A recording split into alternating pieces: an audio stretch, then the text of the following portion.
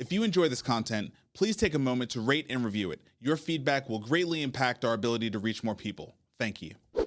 What's up, man? I'm good. It's good to talk. We're international. We've gone international now. Yeah, Both in our home offices, or I don't know where you are actually. You're not in home. No, I'm in a co-working spot, but I am in Mexico City at the moment. I'll be back in Nashville next week. We've got Nashville healthcare sessions happening next Monday and Tuesday. I'm going to be doing a panel with the folks at Barclays and Welsh Carson, and then we'll be recording in our Nashville office next Thursday. Everything is rainy as per usual here in Mexico City. Same in Nashville, really. Yeah, but lovely nonetheless. Busy week in the news for sure. Tylenol seems to be all anybody can manage to talk about. Jimmy Kimmel and Tylenol. It's kind of like Jimmy Kimmel's back, and it's probably his most popular show ever. Was his comeback show? Yeah, of course. Well, now he it's amazing all these accidental icons. You know what I mean? That are becoming, right? I mean, it's like, yes, they stood for things. Yes, but in this moment, each side politically is really like rallying around, different figures. And it's just, I don't know. I feel like it's something we read about in history books, and here we are living it. It's kind of a weird thing. All right. Well, we got a long show, a lot of stories to run through. And why don't we just go ahead and start and dig in?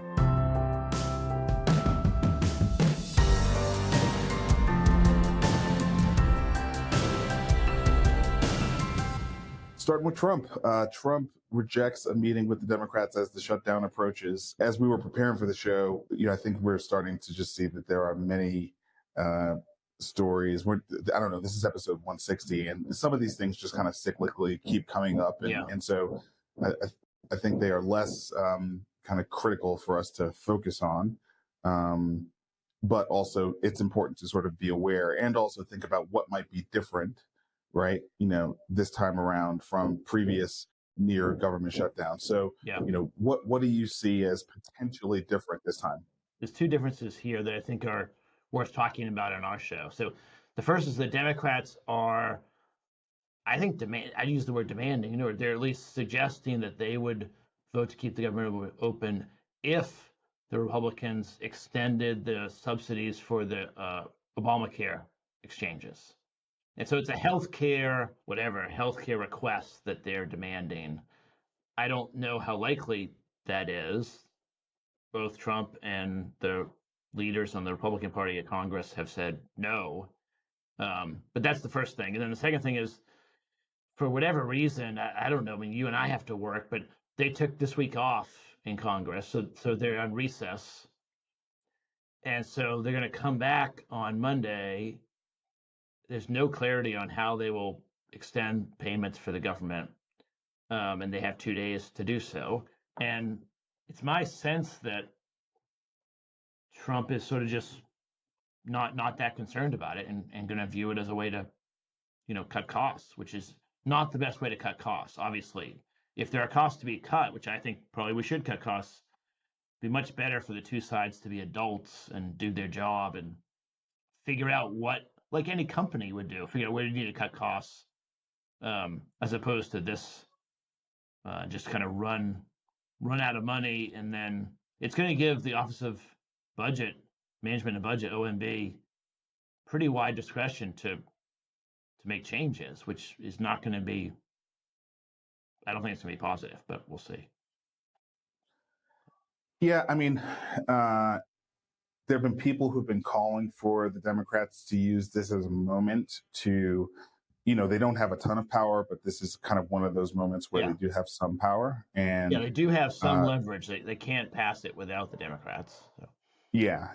And so, there have been people who have been calling for the Democrats to use this moment to, get as much as you can, and also, really be willing to dig your heels in and go over the cliff. Like, people have been saying, like, what the hell do you have to lose? So to me, that actually feels like a third difference I would focus on, because I don't recall hearing that from Democrats in the past ever, right? Yeah. You know what I mean? They've always sort of been like, we've got to keep the government running, right? Even when they were not in control of House and Senate. And this time, it does seem that there are some calls for them to behave in a more activist way. So we'll see how it plays out. I agree. So far, we've never seen it actually go to anything longer than a short sequester. Day or two, right? Yeah. Yeah. So I don't know. It's not anything I'm paying a ton of attention to. Okay, U.S. Chamber of Commerce Small Business Index for Q3 of 2025. You pointed this out because I guess you found that it was an all-time high, meaning small businesses are feeling that the economy is better than ever right now. And I just kind of questioned. I just kind of questioned that, right? So tell me a little bit about I mean, so the U.S. Chamber of Commerce polls small business owners. I'm not exactly sure how you qualify for that, but they've been doing it for a long time. Maybe go down and show the viewers, people watching on YouTube, that there's a chart in here. Small business owners are more optimistic than they ever have been before, which is really surprising to me. I would not. That's not how I feel. Now, it's a little bit of exaggeration. I mean, it is an all-time high, but it's, as you can see from the chart, it doesn't vary that much. I mean, the way they score the index seems to be pretty, bounded between 75 and 60, and we're at 72 this quarter as an all-time high. So, I mean, it was noteworthy to me because it's so different from how I am feeling or what I'm hearing from small business owners. Now, I don't talk to that many, but certainly our portfolio. So I don't know. It's just interesting. I think it's valuable to pay attention to these outliers. Just maybe they see something we don't see, or maybe they're late to the party. I don't know. Yeah, I want to be careful because I certainly don't want to come off like I'm having a particular partisan bent to my thoughts on this, but I feel like my sense of confidence in these kinds of data points is really much lower than I think it's ever been in the time we've been doing this podcast. Yeah. Whether it's the revisions or the political, firings or hirings. Clearly was not right. Yeah, it was not good. Yeah. And I recognize this is not a .gov thing. It's MetLife. It's got a corporate sponsor attached to it. But even when I'm looking at the highlights and the talking points, they feel kind of partisan, honestly. Heavy focus on the negative stuff is like regulation. Maybe they didn't have enough time to respond to some of the most recent things that have come out. But and I'm talking about like the H1B visa and things like that. But I could see you saying, hey, sort of everything being even. But to me, I'm just like, with labor costs and artificial intelligence and I'm like, okay, if you're in small business and you're in hospitality, like, how has ICE not impacted you? So I don't know. Healthcare costs are going up. Like, how for employers? I'm struggling with the whole all-time highness of it. It's like, it doesn't seem like small business index would correlate with the stock market, right? In terms of like all-time highs. So I don't know. I just find that. I don't know. I mean, small business owners may be on the upper part of the K and have a lot of investments. I don't know. I pulled it because it's an outlier. So no, but that could be a way to look at it. That could definitely be a way to look at it. All right, let's keep it moving quickly. Let's just Powell, came out with some comments, basically continuing to play the middle and not commit to doing significant rate cuts in the future. Yeah, that's right. I mean, we have a lot of news between now and the next meeting. I think that it's going to be interesting. My guess is inflation is going to keep slowly creeping up, and yet we're going to need to have support on jobs. And so he's going to have to balance that process, and we'll see. I mean, hopefully he will cut a little bit more, but I have no idea what he's going to do. He's certainly positioned it where he's giving himself space to cut again by saying it's modestly restrictive. Yep, agree. All right, let's move on to VC deals. So the first one, Savaro Health secures $39 million for AI-powered virtual neurology and workflow augmentation. This round is led by Valtris and Intermountain Ventures, so strong partners alongside on this one, and Neurological Care with AI and virtual solutions. So this seems to be in our AI VC review. I think one of the first AI deals really focusing on neurology. Is that right? Yeah, I haven't seen. It's the first one I can remember seeing. Yeah. So that's interesting to me. What else stuck out to you about this deal? Yeah, I just thought it was a pretty good sized deal. I like the Valtris crowd and Intermountain both, so strong backing, and I think we're going to see a lot more virtual, especially in specialty areas like this. I just think we're gonna need to have a consolidation in where you see specialists. So virtual, I was more focused on the virtual than the AI, really. Yeah. Okay. Caregility raises $25 million in funding.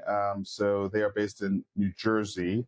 The round was led by Star Mountain Capital, and they are focused on connecting care for patients and clinicians. Yeah, so this is another telehealth virtual. They use a bunch of AI, raise. It's, maybe crowded, but similar. Thyme Care lands $97 million Series D backed by CVS Health, Humana, Morgan Health, and Memorial Hermann. So this is a company with some strong Nashville ties. I've met Robin Shaw, really, really bright guy.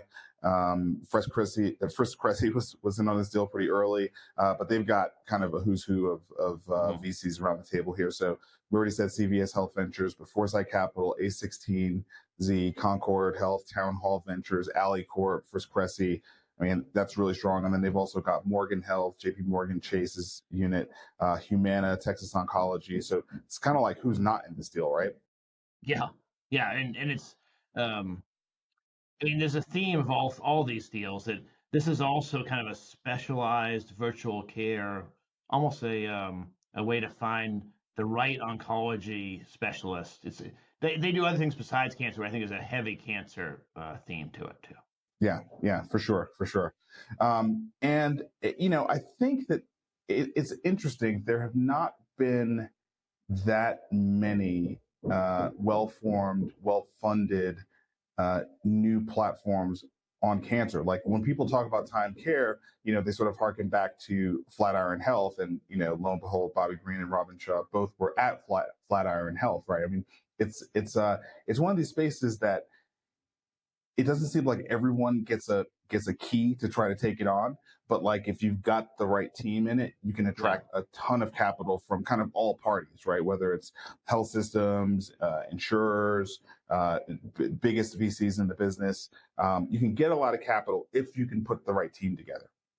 Yeah, well, I mean, it's cancer and heart disease are sort of the two biggest markets with the most existing treatments and also a bunch of change, where for venture we need new treatments, new approaches, new things.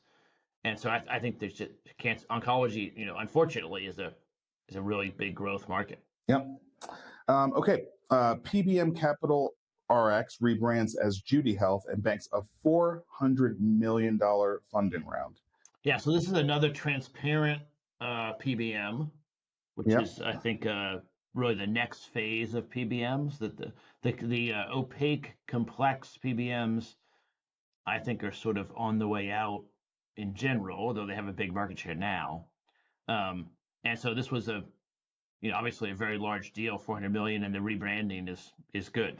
I mean, I don't know if Judi is great or okay, but it's much better than whatever the Capital RX. Yeah, right. Yeah, I think it is better than Capital RX.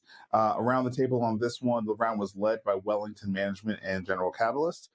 Goldman Sachs was also at the table. The company's valuation was $3.25 billion prior to this round, twice as much as last year. So to me, this could not possibly be all based on the progress of the company. A lot of this has to be based on sort of the tailwinds around transparent PBMs.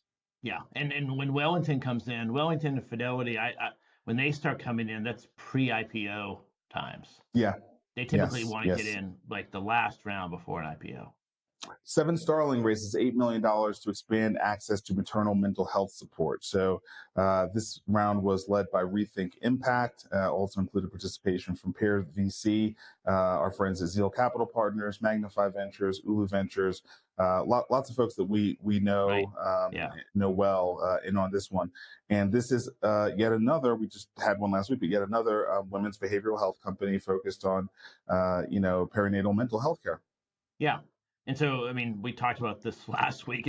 It's a big space. There's a lot of need, and there's a lot of players. And I think last week, I want to say Roku, that's not right, Rodu or something, raised $8.5 million. Seven Starling's raising $8 million. There's a lot of sort of medium capitalized competitors in the space. Yeah. I mean, I think it's a space that's emerging, and so there's not. There's a belief that there's a market out there, but there's education, there's distribution, there's, working with payers. There's still a lot to be proven when you're sort of pioneering something it's patently obvious that it's needed, but it doesn't mean that the rails are all there. And so I think that's why there hasn't been, quite as much capital pouring into the space, not because it doesn't deserve as much capital, but there's still a lot of groundwork these founders are going to have to do to sort of prove that the market can, actually take care of these mothers, expected mothers. Definitely. Okay, Until Labs raises $58 million to pioneer organ cryopreservation and medical hibernation. So this is a Series A. The round was led by Founders Fund, led with participation with Lux Capital and Field Ventures. So again, really strong VCs. Yeah. Founders Fund, getting into a sort of healthcare supply chain business seems interesting to me. So, it makes me think maybe somebody had some lived experience, one of the partners there that made them really interested in this space. It's more of a tech play than healthcare, really. I mean, they have, and I have no idea if it works, but new cryopreservation techniques to be able to preserve entire organs for much longer periods of time. So right now we lose a lot of opportunity where you could do a transplant, heart transplant, lung transplant, but I think you have to do it between 4 or 5, maybe up to 12 hours. You have to do it pretty quickly. So teams, I know this, a couple people from here in Nashville, they'll fly to wherever the car accident was to get the organ and then bring it back to do the transplant. But you got to be rushing around to make it there. And if we could preserve it, you'd open up a lot more supply. I think that's why I think Lux is in. When I saw Lux, I thought maybe it's a tech innovation. Yeah, well, it's a deep tech innovation. They're into heavy science. And look, I agree. I mean, I still think it makes me want to look more closely at Founders Fund, their portfolio, because maybe I'm not giving them enough credit for work they've done in and around healthcare before. And again, this is supply chain. It's not like direct healthcare, but it's just an interesting, fun name to see attached. We rarely see them when we're doing our VC reviews, right? So it just makes me interested.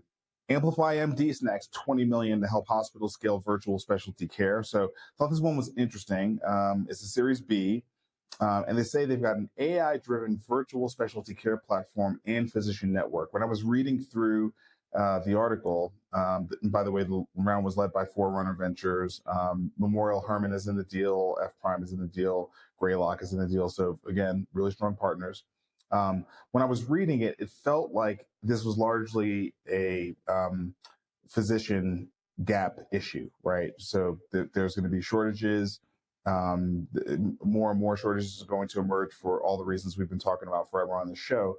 And they've got this proprietary network that if you're part of the network, you can participate in, I guess, both putting your physicians on it, but also finding physicians to fill gaps, probably as close to real time as you might need. So that seems really important. I'm just curious about the AI driven virtual specialty care piece. I don't know that I fully get that.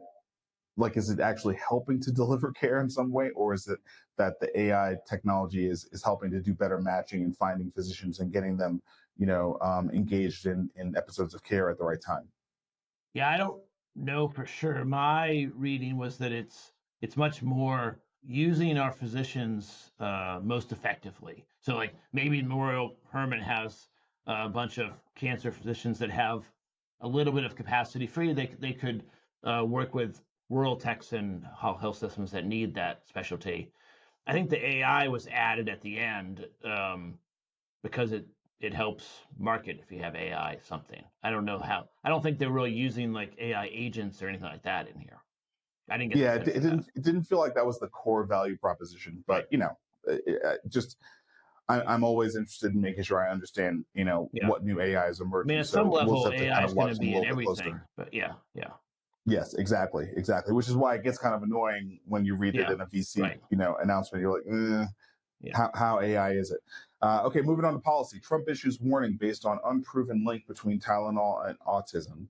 We didn't talk about it at the beginning of the show, but big UN week. Yeah. We'll have to talk to Natalie and see how she enjoyed it. She was bouncing around New York this week. Yeah. But yeah, I mean, look, this Tylenol thing obviously blew up. And look, I mean, we're seeing we're seeing a group that has long held that there are a variety of different medications and vaccines that are not being properly regulated for their potential or some other stronger evidence that I have not seen role in producing autism. And I think it's just there's no question that the growing rate of autism in children in America is very, very serious and something that we need to be taking a real hard look at and making sure we understand. However, I do think that it's just getting to the point where we're struggling to know who the authority is anymore, right? I think we're struggling to know who the authority is. And I don't know how a lack of unity around who is an authority gives us the best chance as a nation to advance our collective healthcare system. Yeah. We don't have a collective healthcare system anymore, I don't think. Like No. The thing that was surprising about this is not that Robert Kennedy is digging up every possible autism study and looking into it. There were 2 studies on Tylenol autism. I can't tell you if they were average or good or not good, but the former head of HHS had not chosen to act on them, and Robert Kennedy does. So that's not surprising to me. I think that's why he's been trying to work on this for a long time. What was surprising is that Trump, so they did this announcement at the White House, and Trump sort of went further, and instead of allowing his cabinet member that he selected to do what he would do, presumably with some focus on finding the truth, instead of that, he went and made a bunch of other further claims, kind of getting out in front of his own cabinet members. To me, it's just sad. I mean, we have lost kind of credibility to the point where nothing is taken at face value because a lot of things are not what they appear. And that's just bad overall. I mean, whether Tylenol should be taken for if you're pregnant or not, to me, isn't really the point. The point is that we can't rely. There's nothing to rely on anymore, which has negative consequences all over the place. Yeah, I agree. I agree with you. I find it to be highly destabilizing. Nothing else to say. Trump's $100,000 H1B visa fee sets off scramble across corporate America. I tried to stay on top of this because, I mean, obviously on face value, the hike in the fee is like, I mean, it's actually a bigger hike than any of the tariffs. Now it's isolated to an individual, but just if you take what the previous fee was and then look at where we're moving to, it's a radically huge jump. And then there was, okay, well, what does this actually mean? Like, is that true for all the existing ones? Is it only new ones? Are there particular countries from what, you know what I mean? So, again, totally intense rate of change. I don't think we know. And I'm not sure we know those answers. Yeah, totally intense rate of change. And, this much instability doth not make a great foundation for a burgeoning economy. Meaning, like, why would you choose to do business in an environment that, just look at this year, right? Between the tariff stuff and now this visa stuff, and there's been other things. I mean, it's just hard. The whole point of the H1B process is to pull in people that have skills and abilities that Americans don't have, or there are enough Americans that have it, because we need those skills and abilities. And putting up barriers to that to make a little money does not make sense to me. I mean, I don't see how that makes sense in any world. I mean, I used to have an investment in the number. I guess my point was just like the jump in the number is designed in a way that people are not just going to swallow that, right? You know it. So when you do it, it's even more than make a little money. It's deterring applicants. That's what it's doing. It's a deterrent. It's a deterrent. And I mean, I used to have an investment in a nurse staffing business, and we don't have enough nurses. And we used several different plans. H1B was one of them. And we weren't taking jobs from U.S. nurses. There aren't enough U.S. nurses. We were bringing in new talent to fill chronically open positions that cannot be filled. And so I do not think it makes sense. I'd rather see I don't care what the application fee is. The number of H1B visas should be increased dramatically, but we're headed in the wrong direction, apparently. Okay, so I found this story to be very interesting. This is... So I pulled this story not knowing your understanding. You're following this particular doctor, but this is... I pulled it because there's a continuing trend of other groups kind of feeling like we have been talking about on this show, that there's a lack of scientific rigor or credible sources giving the public guidance and trying to step up to that. So last week, I think there were a couple of different state groups that got together, blue states in California and the West Coast and also New England. And then this was a story of, kind of a doctor creating a new platform to try to give people advice. But you know him from a long time ago. Yeah, so Dr. Michael also home. I did not know him until COVID, and we were all in our homes, and I was listening to Joe Rogan podcast. I think at that time I was watching, because I don't think he had quite moved full time to Spotify yet, so I think I was like watching it on YouTube. Yeah.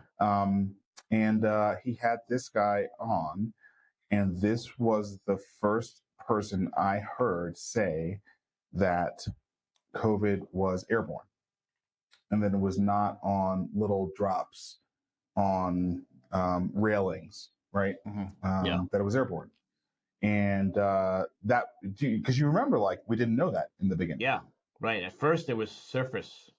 It was surface, right? It was all on surfaces, right? And so I remember hearing this from him and being like, I believe that guy. And I think like this was, I feel like this guy was actually part of the beginning of Joe Rogan kind of becoming very distrustful of the information that was coming out of the U.S. government's, health agencies. Yeah, because they weren't right. Right. Yeah. Well, of course, once this guy became proven correct, I think Rogan just kind of really went down a rabbit hole after that, right? And because this was obviously way before vaccines, right? Mhm. This was Yeah, way before right. vaccines. This even predated masks because we weren't yet even allowing people to have masks at this point. This was Well, you don't very need a mask. If early. it's not airborne, you don't need a mask. It wasn't That's airborne. right, right. Right. So anyway, long story short, I just found it interesting that he's the guy heading up this independent vaccine research and recommendation entity, sort of saying we need this information because, probably unfairly, I anchored him in my own personal narrative, right? As maybe someone who was fully, because of where I first saw him, that, hey, this is a guy who, is totally against that particular party, right? But no, he's just an epidemiologist, Yeah. and his mission is to get the information out. I would just urge people to pay attention to this agency he's starting. I think it's going to be really important to have independent agencies now. It just is. Yeah. It just is. And with the this guy science, is hopefully the science takes them wherever the science takes them, and there'll be mistakes that scientists make. There'll be learnings that they find, but we need to trust that the people that we're listening to are really just pursuing the science as best they can, and not thinking about all these other politically minded or cultural fights. Yeah, so I plan on trying to see if they have a newsletter or something like that and signing up because actually I have deep respect for the guy. I just I just hadn't really heard from him since COVID. He's popped on a couple of shows here and there, but for me, he was the guy who informed me that COVID was airborne. So so I definitely think it's interesting. Okay, moving on. Regional nonprofit health insurers are falling behind competitors. This is moving into industry, talking about the payers. And this report basically says that there's a big difference between the nationals and the regionals and the not-for-profits. And the regionals and the not-for-profits, many of whom are blues, are really, really, struggling and losing operating margins at a pretty fast rate. Yeah, and it's worrisome. I mean, we're going to have regional health systems and regional payers all underwater and in negative margin territory. There's a lot of people that have coverage through there, get their treatment at health systems, get insured, and then a lot of people that work at all these facilities and institutions. So the whole thing is scary, worrisome. United Healthcare unveils direct-to-consumer tool to shop for health and wellness programs. So this is UHC leveraging their brand and their strong distribution specifically for employers, and they've built a health and wellness store basically. UHC has a strong ambition to continue to take their brand into a more kind of consumer. Direct-to-consumer place, and so this to me feels in line with their strategic ambitions as far as I understand them. Yeah, I mean, I think it is. I mean, Lilly really led with this. I think it's great that United is bringing out an offering. It's a little confusing where UHC consumer ends and where Optum begins, but over time, I think I'll probably figure that out as they roll it out. But good to see. Yep. So this is an interesting one. Humana is ending commissions for some Medicare Advantage plans. And I think if Humana was almost any other payer where Medicare Advantage was a part of their business, we might read into that, oh, that means they are planning on downsizing their MA business, right? Because third-party marketers have for a long time been a really big part of growing Medicare Advantage roles for insurers. But now, given the pressures, given the focus on fraud, waste, and abuse, given the margin compression, and given the fact that Medicare Advantage is Humana's business, it's not just a portion of the business, it is the business. The ending of commission signals something much different, right? It signals a strategic shift and maybe a serious end for third-party marketers in terms of them having a viable business to drive more enrollment. Yeah, that's right. And I don't know if I fully understand it, and Humana didn't really comment on the story. So Modern Healthcare broke the story. I think they, through investigative journalism or whatever, found it out. There's something between the PPO plans and the HMO plans.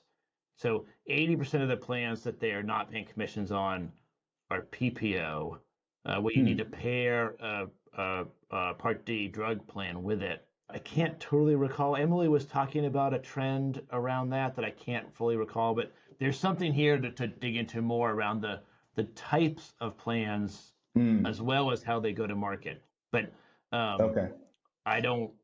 I'm not knowledgeable enough to know the details. But yeah, Humana is not going to, Medicare Advantage is a huge part of their business. So they're going to keep doing that, but not in the same way, not with these agents. The agents also caused a lot of trouble trying to sign up more health. I think they got paid more to sign up healthier, younger participants. And so it may be that Humana is building their own sales network so they can control those shenanigans and not have exposure. I don't know. Since you brought up shenanigans, it could also be that Humana sees the writing on the wall and that there could be regulatory actions coming out around these third-party marketers. Yeah. So they get in front Humana, of that. and they may be getting out in front of it. Yeah. Yeah, they may be getting out in front of it. Okay, moving to health systems. Ascension returned to profitability in 2025. Huge turnaround story. Congratulations to everyone at Ascension. We know it was a lot of work for them, a lot of movement in their network, selling things off, engaging in joint ventures, overcoming a serious cyber attack. But they've returned to profitability. So, they were one of when we first started the podcast and we were talking about them and Common Spirit in particular, with really, really serious operating income, holes that they needed to dig out of. This is a big plus, right? I mean, especially knowing the headwinds that all health systems are going to face over the course of the next 5 years. At least they enter into this next window in a pretty strong position. So that's good. Yeah, that's right. We need the big platforms like Ascension to be as strong as possible. Because the smaller groups are going to face headwinds, but it's great to see Ascension turn it around. It's well run, but to see them actually hit the numbers is great. Yeah, and look, they had $1 billion loss last year, so right. It's like almost a $2 billion swing.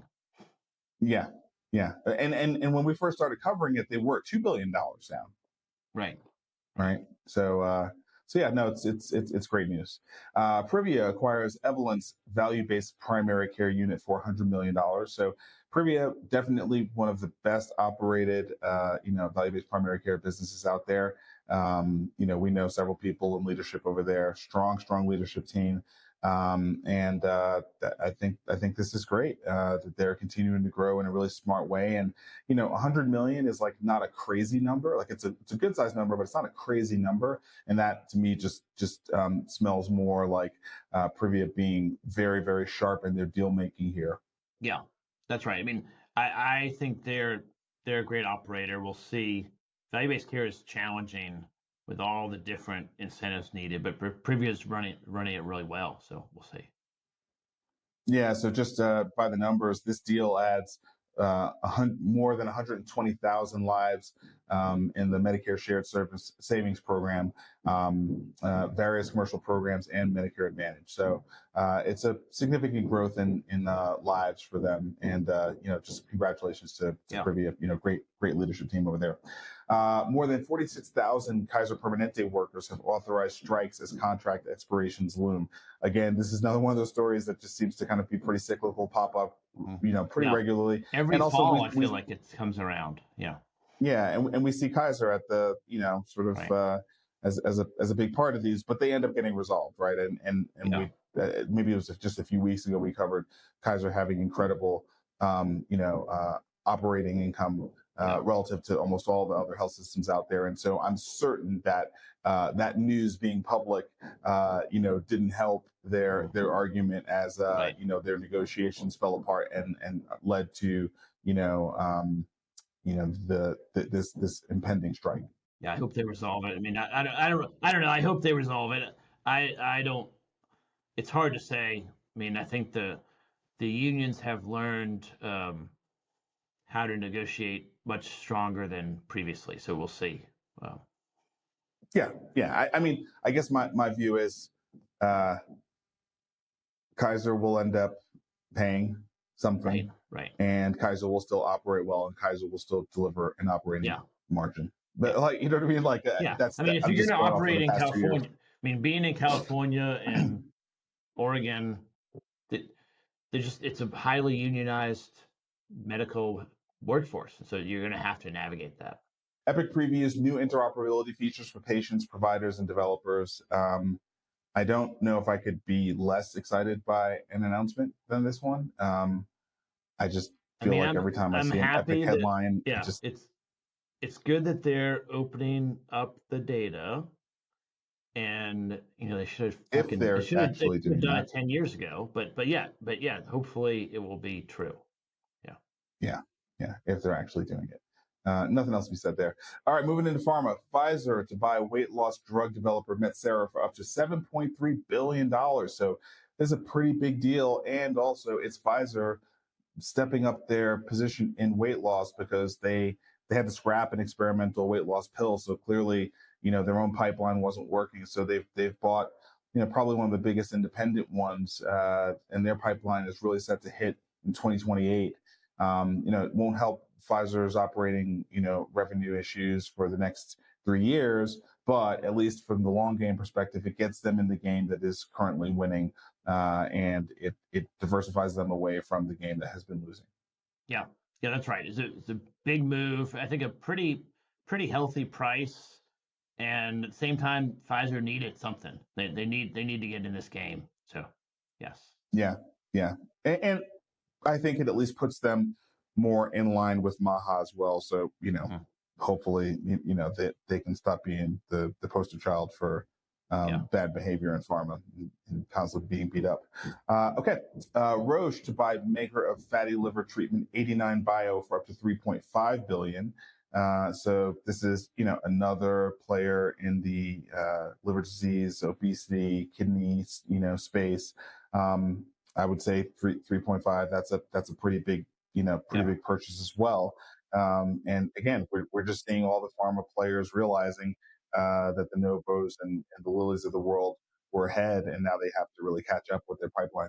Yeah, I think Roche has a decent portfolio of assets, but you're right, it's definitely strengthening them.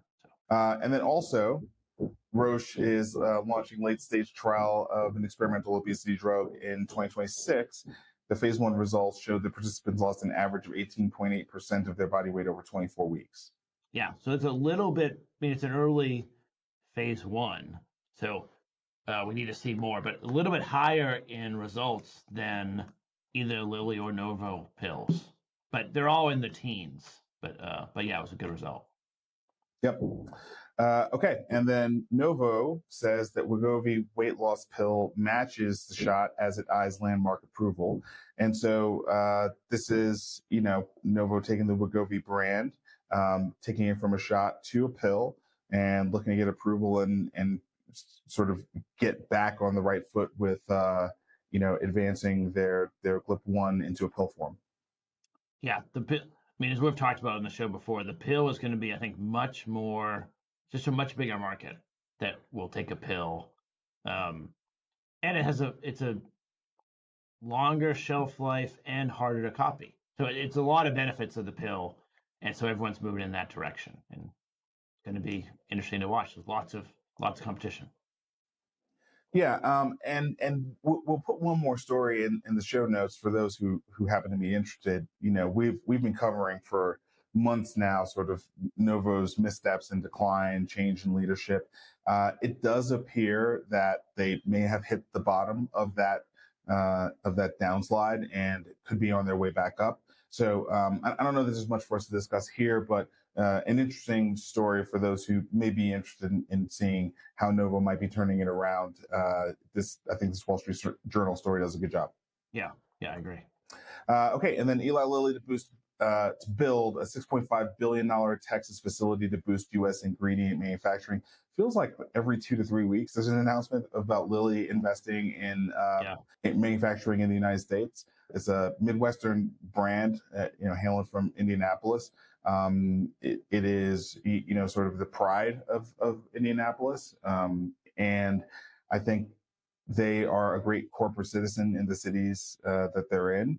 And the idea that they're continuing to expand the Lilly brand across America is, it feels both in line with their brand, but also just really, really smart based on, where the political winds are blowing. So I don't know.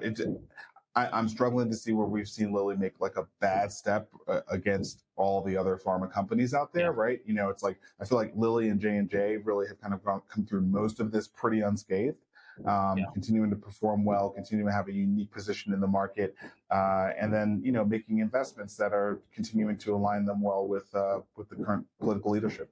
Yeah, no question. The only thing I have to add is this week it seems like a lot going to Texas. Texas getting a lot of new investment. We're about to talk about some stuff on the AI side, right? No. Good point. Good point there. Yeah, good point there. Okay. Quickly, we've got, I think, just one story from Web3, but it's a pretty big one. Vivek Ramaswamy's Strive is going to buy Semler Scientific in an all-stock deal, boosting the combined Bitcoin treasury above 10,900 BTC. So Strive is, I would say, probably the latest, big Bitcoin holding company to come out on the market. You could probably tie them and David Briley's Nakamoto as sort of the two latest big ones to emerge with prescient leaders that have big brands and can aggregate more and more political and financial capital. But this is a big deal. I mean, it's worth over $1.2 billion when it's finalized, and I think Strive is really looking to make a strong financial platform that TradFi and maybe more traditional businesses will be able to work with, where Bitcoin is the underlying collateral, but there are many other different types of financial products that they offer. Vivek is a respected business person, successful entrepreneur. And when I look at the team he's building, I've got a friend, Ovik, who very, very connected politically, very smart guy. He's always been, big on Bitcoin, and he's actually leaving healthcare to go work over Strive. And so I think Strive's going to be, one of those firms that we need to keep a good eye on. Yeah, no question. And Semler Scientific was one of the early Bitcoin treasury companies. Of course, Strategy with Mega Sailor is the first one, but they were in the first 5, I think, early on. Yeah. And I think we're going to start seeing some consolidation. I mean, this was a pretty big one for Strive to take down, but I think there's going to be consolidation in the Bitcoin treasury. There's just too many fairly little ones. Not so much Semler being little, but lots of little ones. Agree. Okay, the VA plans to roll out Abridge and NoTech's AI tech across its health system. This is our first story on the AI rundown, and it's a pretty big deal for Abridge and NoTech's because this was a bake-off against other companies, and they were selected. So the VA is kind of a closed market. When you win, it can literally keep your business going. Just ask Cerner. And congrats to both Abridge and NoTech's. Really, really strong outcome. Yeah, and like you said, a bake-off, they ran a full competition, and these were the 2 winners. So seemed like a good process, too. Yep. Unity AI rolls out scheduling agents for outpatient clinics. This is covered by Fierce Healthcare. And I'm just happy we covered it because A, it's Nashville-based, and B, it's our friend Edmund Jackson, who we probably should have on the show at some point. But, Edmund's been a friend of Health Further from the days when Health Further was a conference. I think he was the speaker in our first or second year or something like that.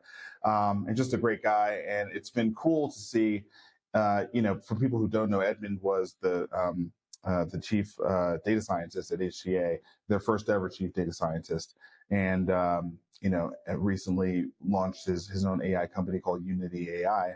And when he started, I think he had a much more broad view of the things that they would take on inside of a hospital. But now, he's really focused on outpatient clinics. He's really focused on scheduling, and I think he's found it's really, really important to not get caught up in just the broad AI hype, but like find a very specific program that you can lights out solve with AI, because there'll be plenty of money to be made there, or at least you can build a really strong foundation to your business, and then start to layer on either complementary business lines or more features selling into those same businesses to build out a platform. So I'm happy to see sort of the growth here with him. And they have not raised a lot of money. They've only raised $6.5 million so far. Yeah, that's right. I think Edmund's a smart guy. I agree. He's been navigating this well.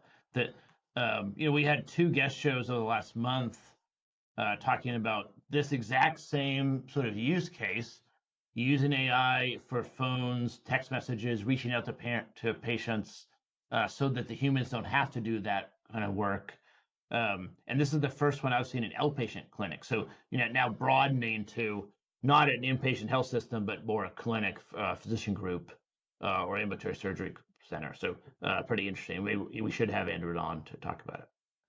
Okay, now going to pure AI. Nvidia to invest up to $100 billion in OpenAI. Yeah, this was the big investment story this week. They have, over the last couple of years, they've made $106 billion in net income, and they're investing $100 billion in OpenAI. And it is going to be in 10 different $10 billion tranches. And then I think OpenAI will turn around and use the money to buy Nvidia chips. And so it's an interesting, very connected investment. Yeah, I mean, look, Nvidia, OpenAI, and Oracle, there's a lot of sort of circular investing, money going from one hand to another between these 3 companies. And so I think I was more impressed with the first announcement, but now that they've sort of come out in succession over the course of the last 3-4 weeks, maybe not as much. Maybe not as. But I think it is going to keep, whether it's a bubble or it's real, doesn't matter. It's going to keep the energy going in AI for the next several years, I think. Of course. This story. Next, Of course. So OpenAI unveils plans for seemingly limitless expansion of computing power. And Texas Prairie Startup showcases ground zero of AI boom and its plans to shepherd $1 trillion in infrastructure spending. Yeah. It's hard for me to envision $1 trillion in data center investment in Texas. It's just a lot of huge buildings, a lot of compute power. But it's sort of an all or nothing play. Like if OpenAI can get to AGI, and then AGI gets smarter and smarter, it doesn't matter what you spend, I guess. But $1 trillion is a lot of money. Yeah, I mean, look, what I know you know, but you're just not saying, is the reason why these numbers are coming out is because they're talking about the replacement of vast numbers of humans from the economy, right? Yeah. And standardizing it through electricity and compute, right? Right, and that's gonna cause significant social and political upheaval. And so how that ends, we don't know, which is why I didn't want to get too much into it. But yes, I mean, it's a $20 trillion economy, right? So if you replace 5% of the people with compute and electricity, you could have $1 trillion every year out into the future. The leaders of these big AI systems, not all of them, certainly Sam Altman is talking about replacing more than 5% of the people. So it could turn out that way. It also could turn out that it's slower and harder. But either way, there's a lot of money, a lot of energy, a lot of people. I think it's almost self-fulfilling when you put this much cash behind it. Yep. AI agents arrive at Citi. So the financial firm said it would run a 5,000-person pilot to find out how helpful the new agentic technology is to staff in areas like research and client profiling. I think the notable thing here is Citi is a really big bank. And them talking about starting to really roll out AI agents probably signals many other banks are already doing the same or will be making those announcements very soon as well. Citi probably struggled a little bit more than the bigger banks, your Goldmans and your JP Morgans, but they're in the middle of a turnaround, and I think obviously they're going to have to look at how they can cut expenses, and so it makes sense that they would be a little bit on the bleeding edge with this. But anything else notable that you found in the article? Well, I mean, the title says correctly 5,000 people in a pilot. What I thought was really surprising is the pilot is 4 to 5 weeks long, weeks. And so they are gonna run this pilot in the fourth quarter, like right now, and then presumably learn from it and iterate. And so that was pretty surprising to me at the pace. Like Citi is a pretty big bank, running a pilot in 5 weeks and then learning from it and growing from there. Things are just moving very quickly. And so I wanted to note that because if you don't read the whole article, like I kind of assumed it might be a year-long pilot, or even Right. in healthcare, we might even have a 2-year pilot, but a 5-week pilot's a different animal. No, thank you for pointing that out. I missed that. Okay, down to our last 2 stories. Neon, the number 2 social app on the Apple App Store, pays users to record their phone calls and sells data to AI firms.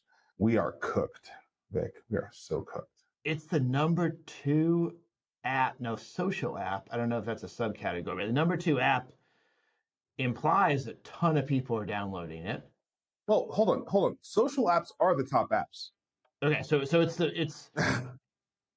it means that huge numbers of people are using this on their phone to send all of their voice conversations to the big AI platforms.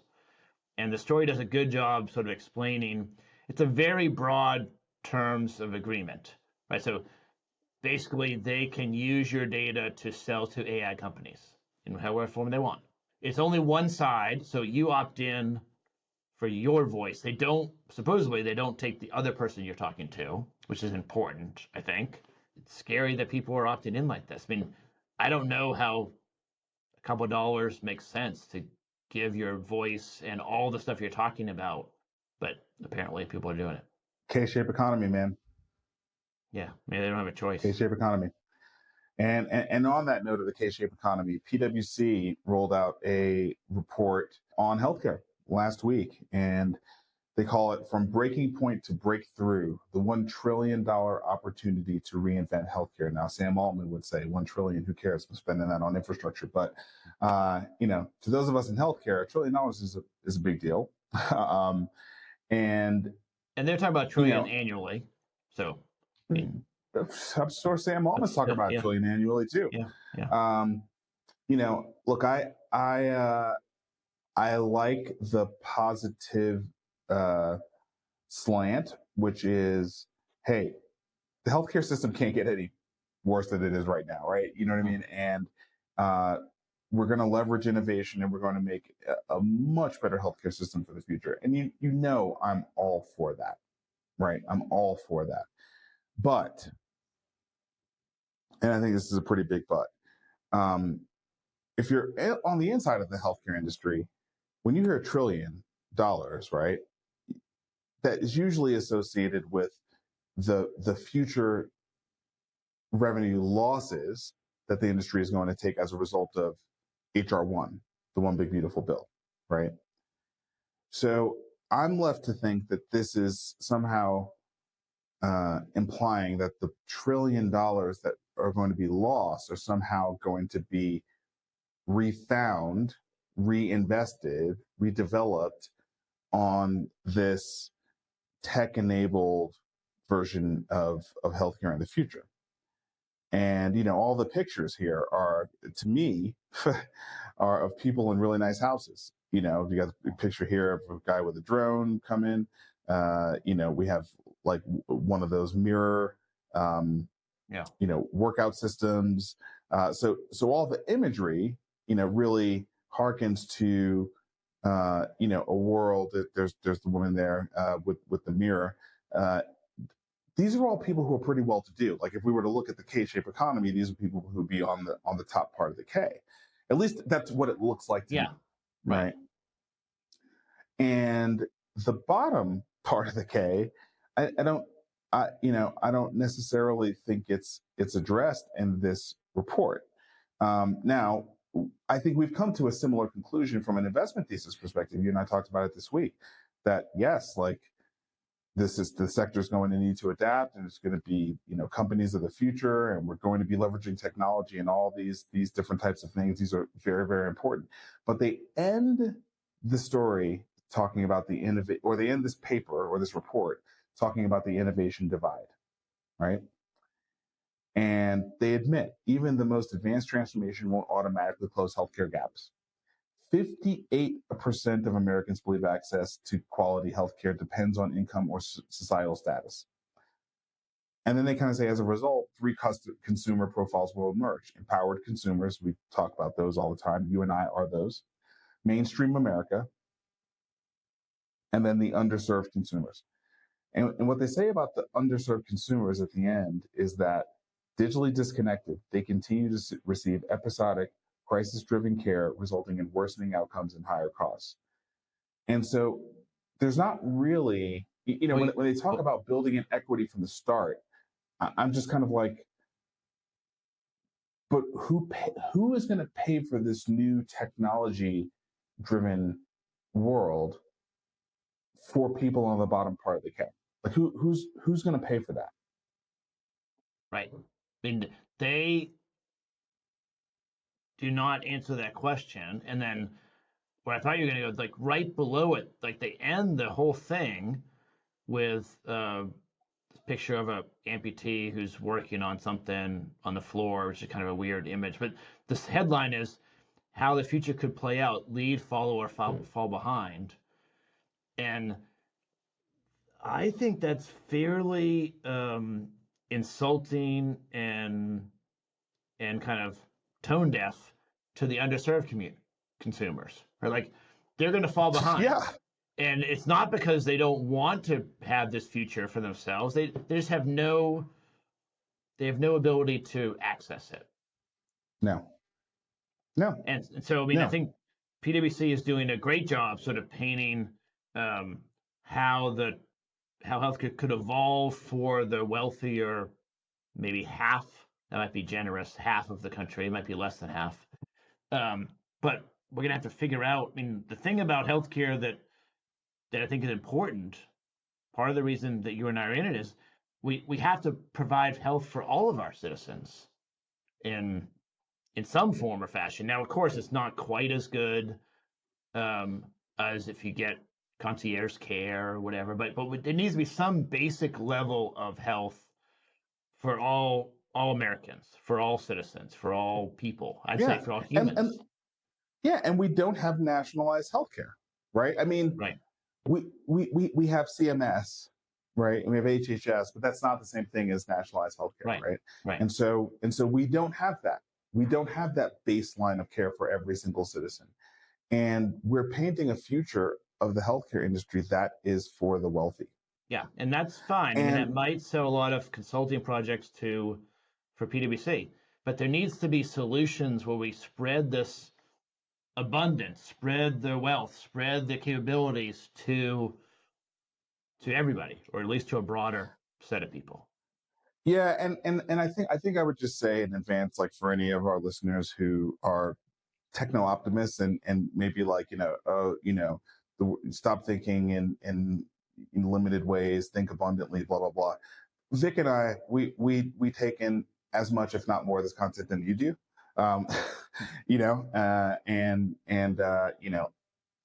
Nobody's got a good answer for how we're going to take care of the poor people, right?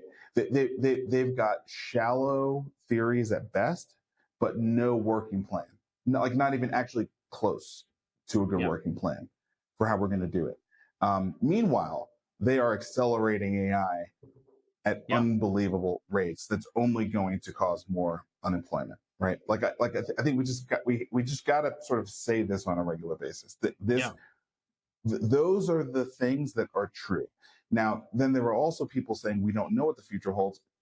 That I can admit to. We don't know what the future holds, but we know we're running towards a future that is going to bring near zero cost intelligence to market.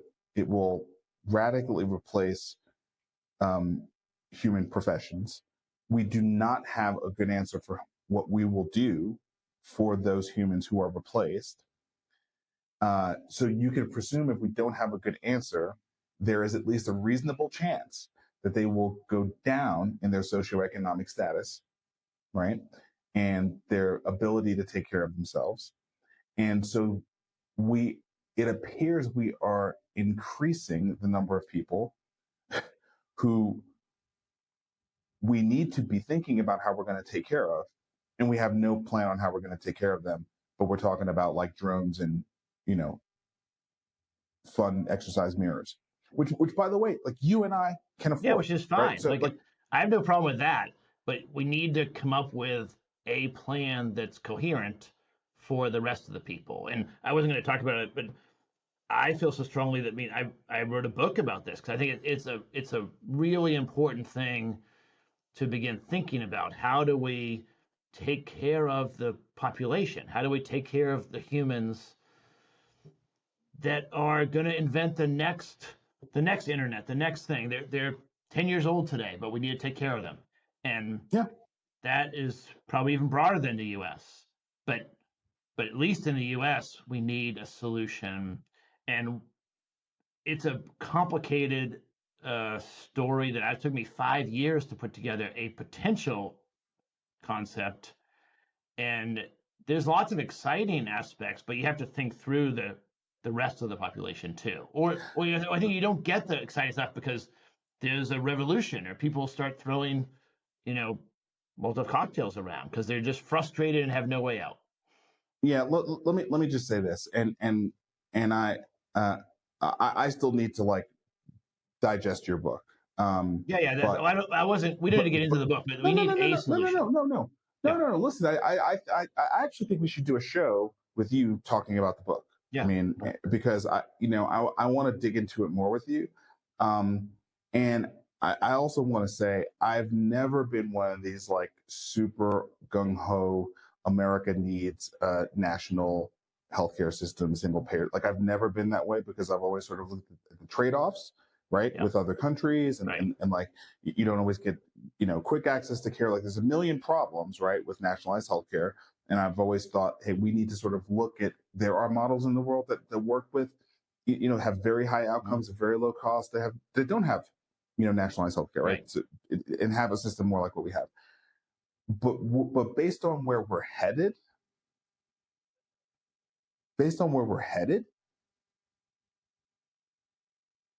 I mean, the countries that have nationalized healthcare in place right now are in a far, far better place than America is. Far better place. Because we're at a cliff with our general population, with a weakening healthcare system, right? It's weakening. It's going to get less capital. We're going to have less providers in it. It's fraying.